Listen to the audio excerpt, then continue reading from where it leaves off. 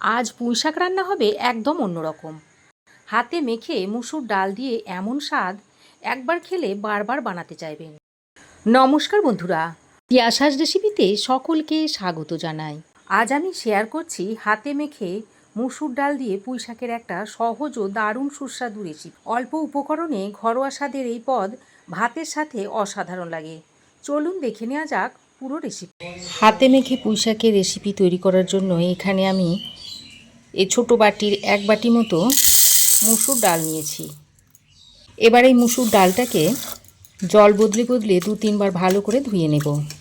ডালের মধ্যে পাউডার মেশানো থাকে, তাই এই ডালটাকে খুব ভালো করে জল দিয়ে 3-4 বার ধুয়ে নিতে হবে। যতক্ষণ না এই রকম একটা স্বচ্ছ জল বেরিয়ে আসছে ততক্ষণ ডালটাকে পরিষ্কার করে ধুয়ে নিতে হবে। তারপর ফ্রেশ জল দিয়ে এই ডালটাকে আমি আধ ঘন্টা ভিজিয়ে রেখে দিচ্ছি। এখন আমি এটাকে এক সাইডে সরিয়ে রেখে এখানে আমি নিয়েছি পুঁই শাক।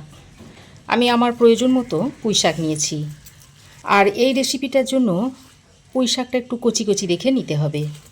এবার আমি এই পুঁই শাকটাকে কেটে নিচ্ছি। দেখুন, ঠিক এই রকম একটু ছোট ছোট করে পুঁই শাকটাকে কেটে নেব।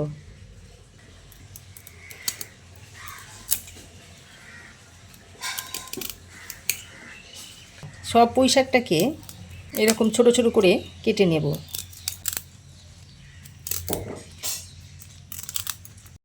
তো সব পুঁই শাকগুলোকে আমি এরকম ছোট ছোট টুকরো করে কেটে নিয়েছি। এবার এই পুঁই শাকগুলোকে একটা পাত্রে তুলে নিচ্ছি। তো দেখুন, কাটার পর পুঁই শাকটাকে পরিষ্কার জল দিয়ে খুব ভালো করে ধুয়ে নিয়েছি, কারণ পুঁই শাকের মধ্যে ধুলোবালি থাকে, তাই জল দিয়ে ভালো করে পরিষ্কার করে ধুয়ে নিতে হবে। এবার আমি এই পুঁই শাকের রেসিপিতে অল্প একটু কুমড়ো দিয়ে দেব। আর এই কুমড়োটা দিলে পুঁই শাকটা খেতে অসাধারণ হবে। সবটা আমি দেব না, এর থেকে অল্প খানিকটা নিয়ে শাকের মধ্যে দিয়ে দেব। তো কুমড়োর খোসাটাকে এইভাবে একটু ছাড়িয়ে নিতে হবে। তো কুমড়োর খোসাটাকে ছাড়িয়ে নিয়েছি, আর ভিতরের এই অংশটাকে একটু কেটে ফেলে দিচ্ছি। তারপর কুমড়োটাকে একটু সরু সরু করে টুকরো করে নেব।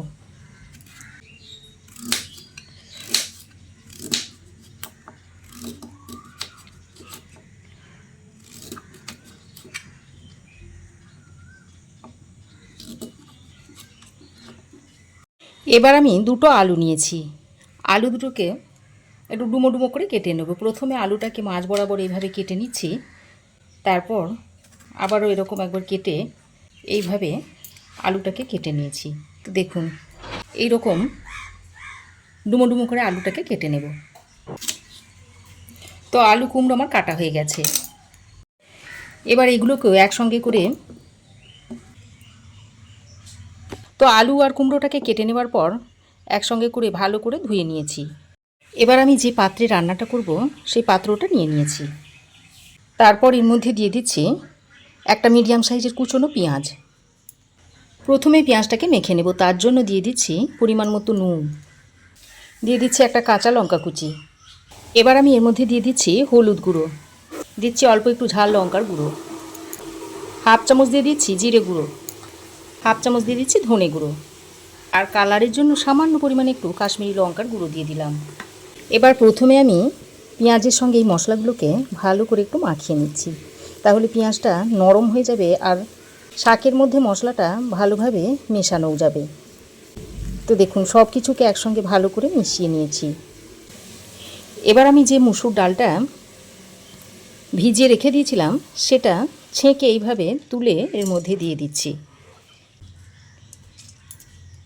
তারপরে যে আলু কুমড়োটা কেটে রেখে দিয়েছিলাম সেটা দিয়ে দিচ্ছি। এবার আমি ডাল, আলু, কুমড়ো এগুলোকে পেঁয়াজের সঙ্গে ভালো করে মাখিয়ে নিচ্ছি। আর যত ভালো করে মাখাবেন ততই কিন্তু শাকের টেস্টটা বাড়বে। এবার আমি এর মধ্যে দিয়ে দিচ্ছি 1 চা চামচ পরিমাণ আদা আর রসুনের পেস্ট। আদা রসুনের পেস্টটা দিয়ে আরও একবার সব কিছুকে মিশিয়ে নিচ্ছি। এবার আমি যে পুঁই শাকটা ধুয়ে রেখে দিয়েছিলাম সেটা দিয়ে দিচ্ছি। তারপর আবারও সব কিছু একসঙ্গে ভালো করে মিশিয়ে নিচ্ছি। পুঁই শাকের অনেক রেসিপি তো খেয়েছেন, এইভাবে একবার হাতে মেখে পুঁই শাক দিয়ে ডাল রান্না করে খেয়ে দেখবেন, খেতে অসাধারণ টেস্ট হয়। সব শেষে আমি এর মধ্যে একটু সর্ষের তেল দিয়ে দিচ্ছি। সর্ষের তেলটা দিয়ে আবারও সব কিছু একসঙ্গে ভালো করে মাখিয়ে নিচ্ছি। দেখুন সব কিছু ভালো করে মাখিয়ে নিয়েছি। এবার আমি গ্যাস অন করে কড়াইটাকে বসিয়ে দিয়েছি। তারপর এইভাবে একটু নেড়ে চেড়ে মিশিয়ে নিচ্ছি। খানিকক্ষণ এইভাবে একটু কষিয়ে নিতে হবে, আর জল ছাড়াই কষিয়ে নিতে হবে। এই সময় জল দিলে কিন্তু হবে না। এই 2-3 মিনিট মতো এইভাবে কষিয়ে নেব। তো দেখুন 2-3 মিনিট মতো আমি ভালো করে কষিয়ে নিয়েছি। এবার আমি একটা ঢাকনা লাগিয়ে আরও 3-4 মিনিট মতো কষিয়ে নেব। তো ঢাকা দিয়ে আমি আরও 3-4 মিনিট শাকটাকে কষিয়ে নিয়েছি। আর দেখুন খুব ভালোভাবে কষানো হয়ে গেছে, আর অনেকটাই দেখুন নরম হয়ে গেছে, আর পরিমাণে কমেও গেছে। এবার আমি এই শাক, আলু, কুমড়ো সব কিছু যাতে ভালোভাবে সেদ্ধ হয়ে যায় সেই জন্য পরিমাণ মতো জল দিয়ে দিচ্ছি। আর জলটা একটু বেশি করেই দিতে হবে। জল আমি দিয়ে দিয়েছি। এবার ভালো করে নেড়ে চেড়ে মিশিয়ে নিচ্ছি।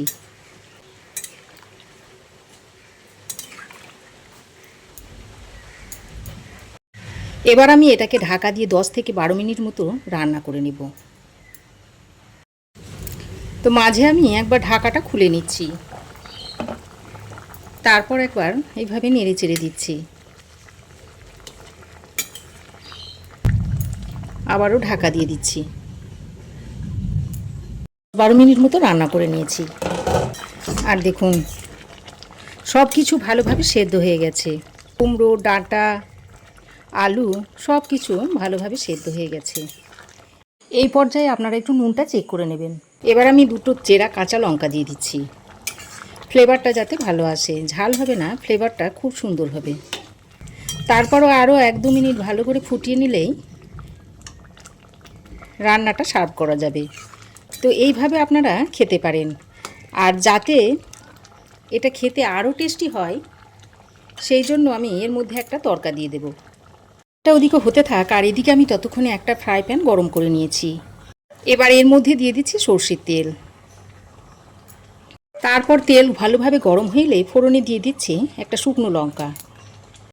অল্প সামান্য পরিমাণে দিয়ে দিচ্ছি একটু 5 ফোড়ন।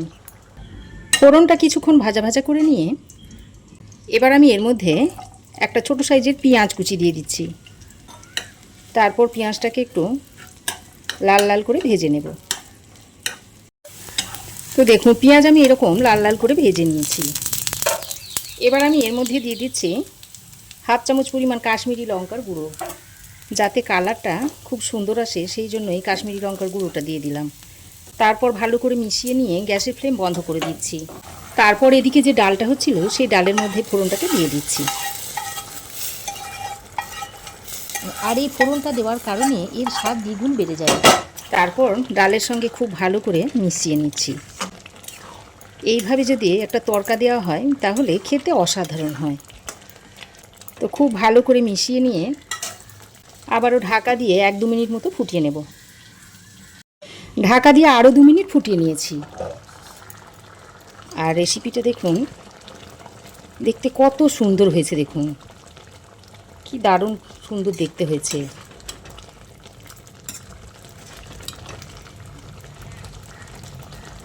আর ফোটাবো না, এবার নামিয়ে নেব। আর বেশি ফোটালে আবার ঝোলটা টেনে যাবে। এবার এটা আপনারা গরম গরম ভাতের সঙ্গে সার্ভ করে দিতে পারবেন। খেতে অত্যন্ত সুস্বাদু হয়। তো এইভাবে পুঁই শাক দিয়ে ডালের রেসিপিটা একবার তৈরি করে দেখবেন। আশা করছি আপনাদেরও ভালো লাগবে। তো আমার এই আজকের হাতে মাখা পুঁই শাক দিয়ে মুসুর ডালের রেসিপি আপনাদের কেমন লাগলো অবশ্যই একটা কমেন্ট করে জানাবেন। ভালো লাগলে একটা লাইক ও শেয়ার করবেন। পাশে থাকা বেল আইকনটাও অবশ্যই প্রেস করে দেবেন। আর আমার চ্যানেলে যদি নতুন হয়ে থাকেন তো প্লিজ চ্যানেলটাকে সাবস্ক্রাইব করার অনুরোধ রইল। আজ এই পর্যন্তই। আবার দেখা হবে নতুন কোনো রেসিপি নিয়ে নেক্সট এপিসোডে। সে পর্যন্ত ভালো থাকবেন, সুস্থ থাকবেন। ধন্যবাদ।